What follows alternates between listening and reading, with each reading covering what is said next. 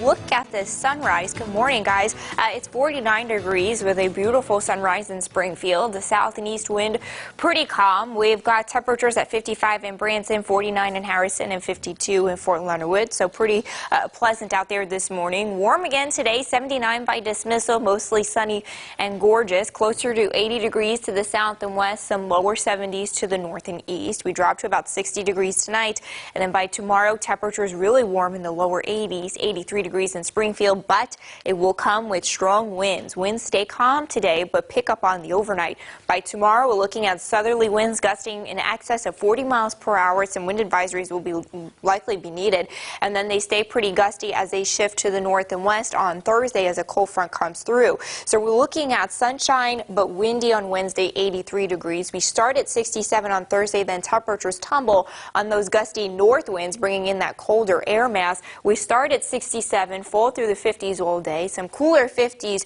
through the weekend. Then that chilly air settles in place where we're looking at lows dipping into the 30s both Friday morning and Saturday morning, with frost likely by Saturday morning. Joe, Lauren. Following up on last night's City Council meeting for you, Springfield Council members met for the first time since last week's election, kicking things off with the approval of multiple projects. Plans were approved for a $2 million project on Cherry Street. The street would be widened from Barnes and Oak Grove. The council also adopted amendments to the Phelps Grove neighborhood plan as part of the city's comprehensive plan. An application for HUD funding was also approved. The application will seek more than $2 million in funding for multiple projects. And also at council, a measure was approved to allow officers to purchase their guns when they retire. Craig Wood will ask the Missouri Supreme Court to overturn his death sentence today. He's the man that was convicted in the kidnapping and murder of 10-year-old Haley Owens. That was back in February 2014 when she was walking home and Wood took her, raped, and killed her. A jury convicted him of the crime but couldn't agree on a sentence, so a judge sentenced him to death. Today, Wood's attorney will argue before the Missouri Supreme Court on appeal, arguing that it may not be constitutional for a judge to impose the death penalty when a jury can't reach a unanimous sentencing recommendation. David Oliver is on the way to Jefferson City right now, and we will keep you posted on all that goes on both here and online. In some more local news, the city of Ozark has released its comprehensive plan of what citizens want to see there in the next 10 years. It includes plans for land use, residential area development, and what types of property should be built. Officials also plan to develop the downtown area but preserve its historic features as well. Another focus is protecting Ozark's natural resources. We've talked about things such as maybe there needs to be a Finley River overlay district, which would be a kind of a set of standards for any development along the river to make sure we preserve that corridor. We also have an abundance of vegetation, wildlife, and topography that is a great asset to the city of Ozark and that we want to cherish as well. So make sure we have things in place to preserve those over time. The Ozark School District is also currently working on its own master plan as enrollment is increasing rapidly. Well, it's National Boys and Girls Club Week, a chance for families to celebrate the club's mission to teach kids how to be successful students and members of the community. That is right. Hannah Zettel checked in with the Boys and Girls Club from Zertoma to find out how those students are standing up for success. Well, that's right, Joe and Lauren. This year's theme for Boys and Girls Club Week is Stand Up, which encourages students and their family members to stand up for healthy lifestyles, the future, and youth across the world. There are 4 units of the Boys and Girls Club across Springfield, and each encourages students to find success and learn to become productive citizens. The club directs youth from all backgrounds and specifically reaches out to kids who might be living in more at-risk situations.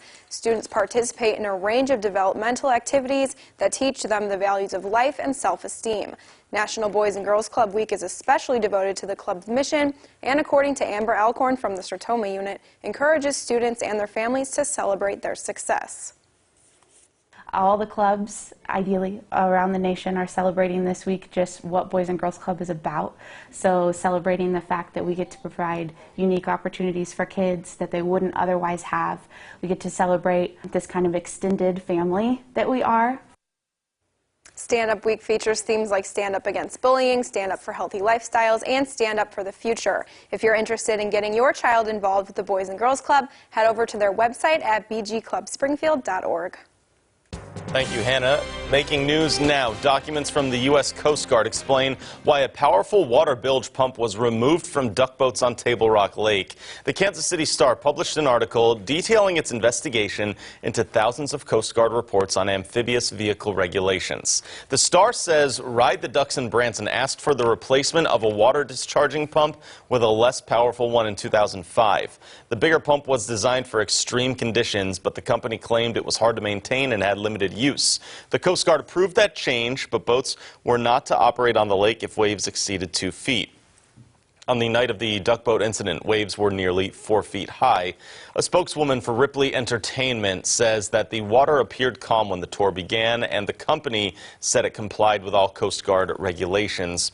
You can read more about this story and the full article on our website when you find it over on ozarksfirst.com.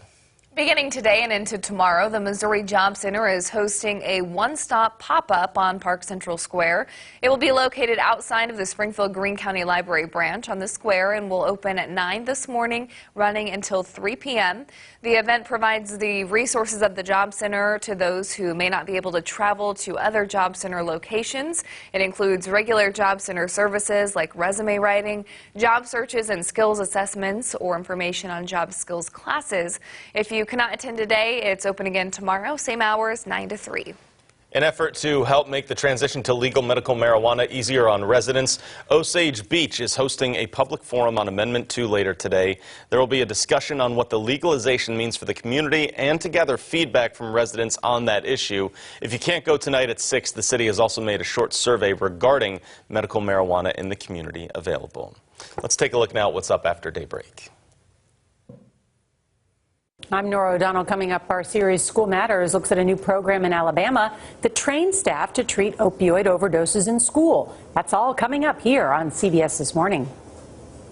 And if you Google trends happening, the #1 thing, NCAA champion. Yeah, Virginia Cavs, first title ever, overtime. That surprises me because they've been the #1 seed a couple years in a row, no? They've caught a lot of flack over the years. That's good for them. I'm asking. This was the 8th title game ever to go to overtime. How do you like that? Really, that's it? Yeah, pretty entertaining. And it's why we're all tired if we stayed up to watch. Yeah, pretty interesting there. Another top trend this morning is that a Smallville actress has pleaded guilty to her role in contributing to a sex cult. Allison Mack pleaded guilty on that developing story yesterday, and she said that she helped manipulate women into becoming sex slaves. So certainly we'll be following that to see where the prosecution leads there. One of our biggest local stories, of course, is Craig Wood appealing his death penalty conviction and sentence. David Oliver, our evening anchor, is headed to Jeff City, and you said he's doing a Facebook Live in the car. So. Right, yeah, right now. I don't know if he's still on there live, but you'll be able to catch it. Watch it back. Right, you'll be able to watch it back. And we have all those updates coming for you, and also a beautiful day on tap, right? Another gorgeous one. 79 degrees today, mostly sunny and warm. It will be warm again tomorrow, but windy. Gusts to 40 miles per hour and a high of 83. All right, everyone. Thank you very much for joining. Enjoy that sunrise on this nice Tuesday. Thanks for waking up with us here on Daybreak.